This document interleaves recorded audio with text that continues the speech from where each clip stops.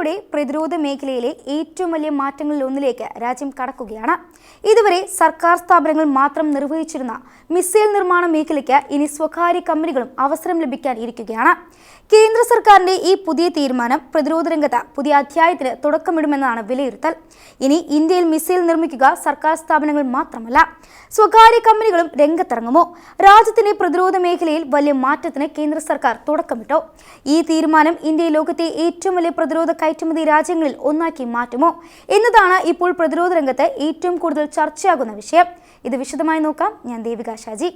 ഇന്ത്യയെ പ്രതിരോധ മേഖലയിൽ കൂടുതൽ സ്വയം പര്യാപ്തമാക്കുക എന്നതാണ് ഈ തീരുമാനത്തിന്റെ പ്രധാന ലക്ഷ്യം. അതോടൊപ്പം ലോകത്തിന്റെ വിവിധ രാജ്യങ്ങളിൽ നിന്ന് ഇന്ത്യ പ്രതിരോധ ഉൽപ്പന്നങ്ങൾക്ക് ലഭിക്കുന്ന വർദ്ധിച്ചു വരുന്ന ആവശ്യവും പരിഗണിച്ചാണ് സർക്കാർ ഈ പുതിയ നീക്കം നടത്തുന്നത്. ഈ തീരുമാനത്തിന് പിന്നിൽ മറ്റൊരു പ്രധാന കാരണവുമുണ്ട്. ഇന്ത്യ വികസിപ്പിച്ച അസ്ത്ര എന്ന തദ്ദേശ മിസൈൽ ഇന്തോനേഷ്യ താൽപര്യം പ്രകടിപ്പിച്ചു. ഇന്ത്യ നിർമ്മിത പ്രതിരോധ സംവിധാനങ്ങളുള്ള വിശ്വാസം ലോകരാജ്യങ്ങൾക്കിടയിൽ വർദ്ധിക്കുന്നു എന്നാണ് ഇതിലൂടെ വ്യക്തമാകുന്നത്. അതുകൊണ്ട് തന്നെ ഉൽപാദനശേഷി വർദ്ധിപ്പിക്കേണ്ടത് അനിവാര്യമാണെന്നാണ് സർക്കാർ വിലയിരുത്തുന്നത്. കഴിഞ്ഞ കുറച്ച് വർഷങ്ങളായി ഡ്രോണുകൾ, ചെറിയ വിമാനങ്ങൾ, സൈനിക വാഹനങ്ങൾ, വിവിധ പ്രതിരോധ ഉപകരണങ്ങൾ എന്നിവയുടെ നിർമ്മാണത്തിൽ സ്വകാര്യ കമ്പനികളുടെ പങ്കാളിത്തം ഇന്ത്യ വർദ്ധിപ്പിച്ചിരുന്നു. എന്നാൽ മിസൈൽ നിർമ്മാണം വളരെ നിർണായകമായ മേഖലയായതിനാൽ സർക്കാർ സ്ഥാപനങ്ങൾക്കാണ് ഇതുവരെ അതിന്റെ ചുമതല നൽകിയിരുന്നത്. ആ രീതിയിലാണ് ഇപ്പോൾ വലിയ മാറ്റം വന്നിരിക്കുന്നത്. ഏറ്റവും പുതിയ റിപ്പോർട്ടുകൾ പ്രകാരം അസ്ത്ര മാർക്ക് 2 മിസൈലിന്റെ നിർമ്മാണത്തിനായി സ്വകാര്യ കമ്പനികൾക്ക് നിന്ന് കേന്ദ്ര പ്രതിരോധ മന്ത്രാലയം ഉടൻ തന്നെ താൽപര്യപത്രം ക്ഷണിക്കും. അതിനുള്ള നടപടികൾ അവസാന ഘട്ടത്തിലാണെന്നാണ് വിവരം. ഈ പദ്ധതിക്കായി രാജ്യത്തെ പ്രമുഖ കമ്പനികൾ മത്സരിക്കാൻ ഒരുങ്ങുകയാണെന്നാണ് അറിയാൻ കഴിയുന്നത്. Adani defence, Tata group, Mahindra group, Bharat Forge, എക്കോം തുടങ്ങിയ കമ്പനികൾ ഈ രംഗത്തെത്തും എന്നാണ് സൂചനകൾ. ഈ കമ്പനികൾക്ക് ഇതിനോടകം തന്നെ പ്രതിരോധ നിർമ്മാണ രംഗത്ത് പ്രവർത്തന പരിചയമുണ്ട്. ആയതിനാൽ പുതിയ അവസരം ലഭിച്ചാൽ ഇന്ത്യയുടെ നിർമ്മാണശേഷി വളരെ വേഗത്തിൽ ഉയരുമെന്നാണ് പ്രതീക്ഷ. ഈ മാറ്റം കൊണ്ട് ഇന്ത്യക്ക് ലഭിക്കുന്ന നേട്ടങ്ങൾ എന്തൊക്കെയാകും? ഒന്നാമതായി, ഉൽപാദനശേഷി വലിയ തോതിൽ വർദ്ധിക്കും.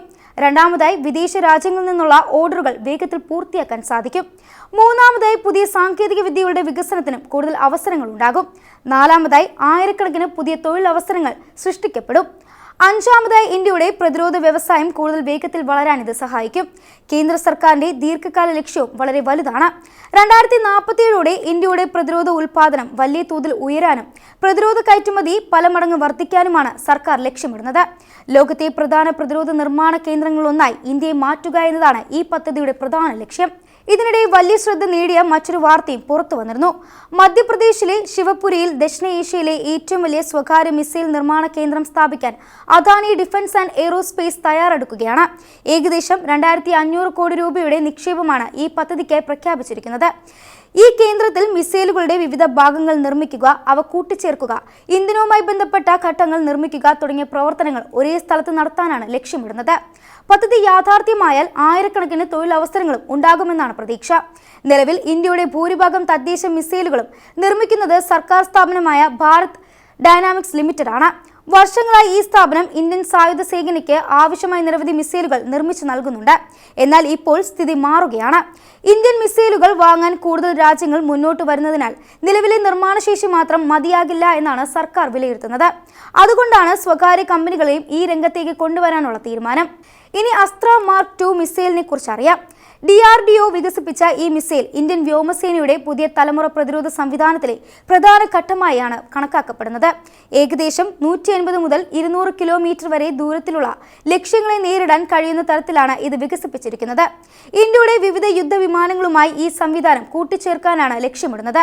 തേജസ് mark 1A, MiG-29, Su-30 MKI തുടങ്ങിയ വിമാനങ്ങളിൽ ഇത് ഉപയോഗിക്കാനാണ് പദ്ധതിയിടുന്നത്. ഭാവിയിൽ മറ്റു ചില വിമാനങ്ങളിലും ഇത് ഉൾപ്പെടുത്താൻ സാധ്യതയുണ്ട്. അസ്ത്രയ്ക്ക് ശേഷം മറ്റൊരു പ്രധാന പദ്ധതിയും സ്വകാര്യ മേഖലയ്ക്ക് എത്തും. അത് പ്രളയ് എന്ന മിസൈൽ പദ്ധതിയാണ്. ഏകദേശം 500 കിലോമീറ്റർ വരെ ദൂരപരിധിയുള്ള ഈ സംവിധാനം ഇന്ത്യയുടെ പ്രതിരോധ ശേഷി കൂടുതൽ ശക്തിപ്പെടുത്തുന്ന പദ്ധതികളിൽ ഒന്നായാണ് വിലയിരുത്തപ്പെടുന്നത്. ഭാവിയിൽ ഇതിന്റെ നിർമ്മാണത്തിലും സ്വകാര്യ കമ്പനികൾക്ക് പങ്കാളിയാകാൻ അവസരം ലഭിച്ചേക്കും.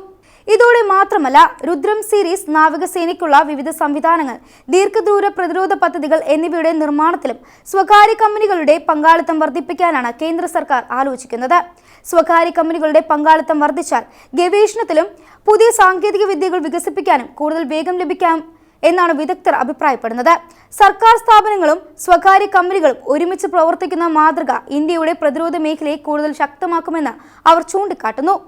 എന്നാൽ ഈ തീരുമാനം എങ്ങനെ നടപ്പാക്കും, ഏത് കമ്പനികൾക്കാകും ആദ്യ അവസരം ലഭിക്കുക, ഉൽപാദനം എപ്പോൾ ആരംഭിക്കും തുടങ്ങിയ കാര്യങ്ങളാണ് ഇനി എല്ലാവരും ശ്രദ്ധിക്കുന്നത്. ഇന്ത്യയുടെ പ്രതിരോധ രംഗത്ത് പുതിയ അധ്യായം തുറക്കുന്ന ഈ തീരുമാനം രാജ്യത്തിന്റെ ഭാവിയെ എത്രത്തോളം മാറ്റിമറിക്കും? ഇന്ത്യൻ നിർമ്മിത പ്രതിരോധ ഉൽപ്പന്നങ്ങൾ ലോകവിപണിയിൽ കൂടുതൽ ശക്തമായ സാന്നിധ്യം നേടുമോ? വരും മാസങ്ങളിൽ പുറത്തുവരുന്ന തീരുമാനങ്ങളാണ് അതിന് വ്യക്തമായ മറുപടി നൽകുക.